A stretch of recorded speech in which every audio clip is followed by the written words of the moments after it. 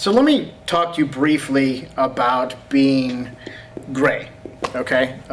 Not 50 Shades of Grey. We're not talking about the popular book and the sadomasochism associated with that. Although, to some degree, you could say that if you stand out in the middle of a shit hits the fan scenario, that you do perhaps maybe subtly somewhere behind in your brain like putting yourself in harm's way or danger. And I guess that would be sort of apropos to 50 Shades of Grey. So looking at what I'm wearing right now, and this is just a basic introduction to being a gray man or woman as the case may be. What does it mean to be gray? Well, black, white, pretty solid colors. Gray, obviously on the spectrum, there's like 256 shades of gray between black and white. And so the concept of being a gray man or a gray person is essentially being the wall, not the fly on the wall. What you're trying to do is be a small package, a less noticeable package. You know, in the military, we have things like a salute report: size, activity, location, unit, time, and equipment. Things that we look for when we report back from an observation post or that kind of thing, so that people who are making decisions at the operational and strategic level are able to know the kind of people that we're engaging in the field, right? So, and intelligence has similar things. You're looking for things that stand out, for people that stand out, for uniforms that stand out, for cues that tell you whether or not somebody is a potential threat. So if you're in a situation where, again, the shit has hit the fan, or the shit is about to hit the fan, or you think that there's a potential problem, it's probably a good idea not to draw attention to yourself. Being gray comes from tradecraft, from people who are involved in spying, espionage, and that kind of thing. Being gray means not standing out, not drawing things, to you, not drawing people's attention to you, not wearing things that's out of the ordinary. So if I'm in Paris and I'm overweight and I've got a fanny pack on and I'm wearing a Hawaiian shirt and a hat and I'm loud, I'm probably someone from North America visiting on vacation, right? If I'm, on the other hand, dressed like everybody else and I'm wearing neutral earth tone colors that aren't really over the top, that don't have flashing LEDs as I'm walking down the street, I'm probably not going to stand out nearly as much as that American tourist in Paris or Barcelona or Rome or Athens. And here's the reality of the world we live in. There's risks out there, there's threats out there. Now you got to understand that that threat could come in a variety of ways, right? That threat could come from an individual, could come from a group of people, could come from a gang, could come from local law enforcement, militias, it could be the federal government. The reality is the world we live in is not simple, and there is risk out there. And so what you're trying to do is not make yourself an obvious target. So I'll give you a point. If I'm going down the street and I'm in need of a firearm, in fact, I just had this discussion yesterday as we were driving with my son. If I see an individual leaving a gun store, they're a very logical target for me to follow so that I know where they live and I can acquire, if I need to, their firearms. Now, I'm not a bad guy, so I'm not going to go around and do that, but it doesn't leave a lot to the imagination to recognize that there are people that do these kind of things so they can access your firearms. It was in Houston, I think I was reading a news report not long ago, where people leaving gun shows were getting targeted. They were putting, it was either a chalk mark or a sticker or something like that that stood out to their team, and they followed that individual home, watched them, figured out their patterns, and then when they left, they burglarized the home and obtained very useful firearms at no cost. And so I don't want to do anything to draw my attention. Now here's the problem. I also teach, and so as a consequence, I wear things like this. So if you look at me, what stands out? Could be that big saying that says, let those who desire peace prepare for war, right? So this isn't the best example of what not to wear, of what not to wear. So stumbling over my words a little bit, but essentially this is the kind of thing you don't really want to wear if there's trouble brewing, because law enforcement officers, intelligence officers, military are going to see this and recognize it, okay? They're going to first strike, that looks like some kind of military logo.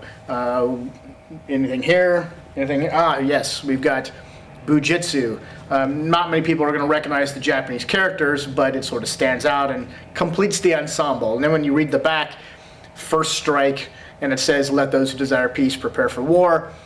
It might be indicative of somebody who thinks about tactical training or is involved in some kind of martial science or martial art. And so this draws attention. Now from a marketing perspective, makes sense. This is the business I'm in, and so there's nothing really wrong with me trying to get people to go, hey, look at that, and then call and go to the website, that kind of thing. However, the point about being gray is that you're in an environment where you don't want to stand out. So I'm not going to wear this, generally speaking, in an environment where I want to stay hidden. I don't want to get on people's radar and become a big noticeable blip. What else stands out when you look at me? Is there anything else that's pretty obvious? Should be, right? I'm wearing a bracelet, a KAA bracelet. There's a friend of mine who passed away in Iraq, and I wear it pretty frequently. Anybody in the United States is going to recognize this, especially if you're in a tactical environment or hobby, law enforcement, you're going to know what that is. Maybe not everybody, but certainly the people who are going to be looking for me, certainly the people who are going to be drawn to me, and who may want to be keeping the peace, or they may want to be pulling people off the street, or whatever happens to be the circumstance. That's their job. So if I were looking for people, I would look for things like that. I'd look for the bracelets that are woven out of paracord, right? That pattern's fairly obvious, and so I would be looking at these kind of things, right? This big watch. Does this watch even remotely look like a normal watch? Anybody who is familiar with the tactical environment probably will recognize this as a GPS watch that is also barometer and temperature gauge and a million other things. I mean, this is a stud watch. Great if you're involved in adventure, activities, mountaineering, or the tactical environment, right? This is what this is.